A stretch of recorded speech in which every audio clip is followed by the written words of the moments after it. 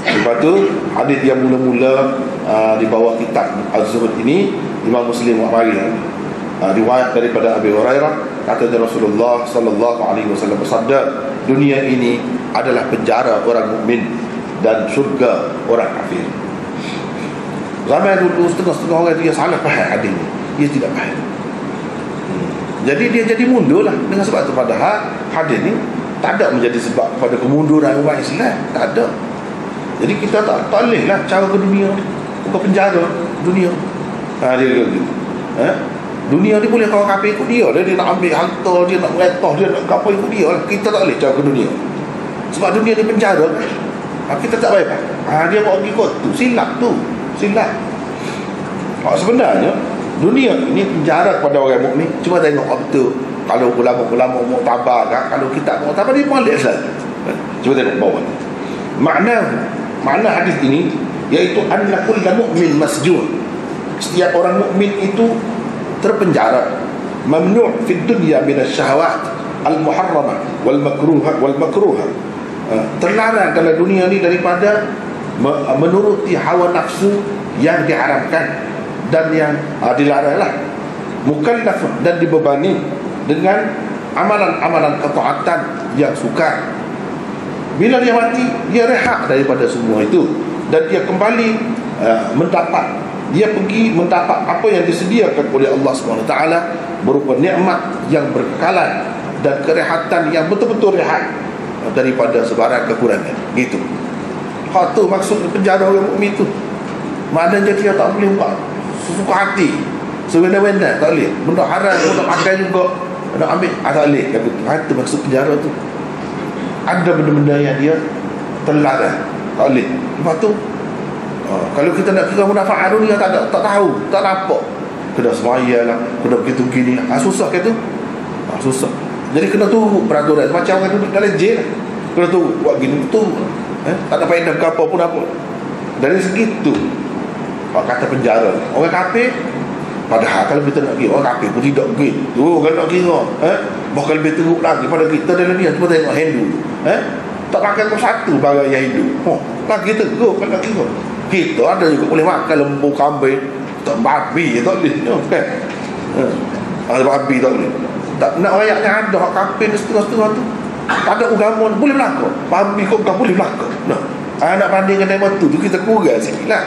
Tapi kan nak banding hak tadi, lebih kita dah, lebih kita dah dengan padri tu, tak boleh menikah ke apa. Hak tina, hak jantan tak menikah, apakah duduk seorang diri. Kita dah tidak lagu tu. Nabi buih nak menikah, nak kap, buih. Nak banding, nisbah kepada hak tak ada terikat dengan apa-apa. Kita katalah kafir, hak etis, hak tak percaya pada Tuhan, tak percaya pada agama. Dia tu tak kira apa tu, hak tu. Kalau lagu tu. Tapi kalau kata kafir ni, Hindu kau, Buddha kau, Kristian kau, dari segi kita tengok dunia lebih kita. Mereka tu sebenarnya penjaranya.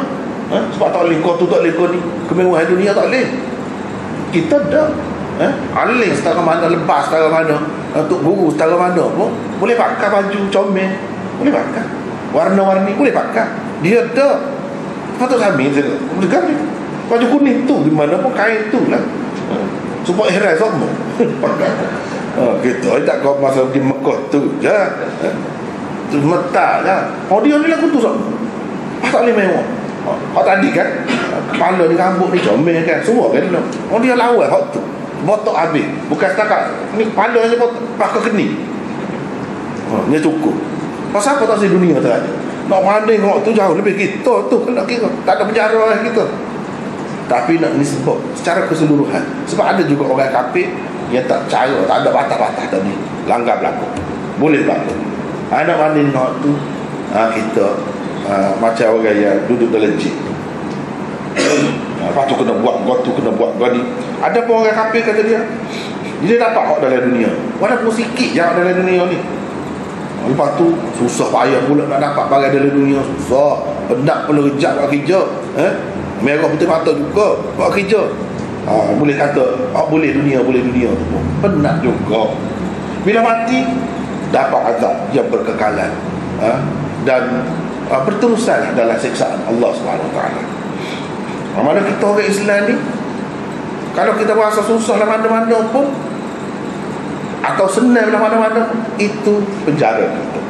Bila mati, tak ada dah penjara, senang saja. Kalau senang dalam dunia pun, kita akan serah senang kita tu macam duduk dalam jin.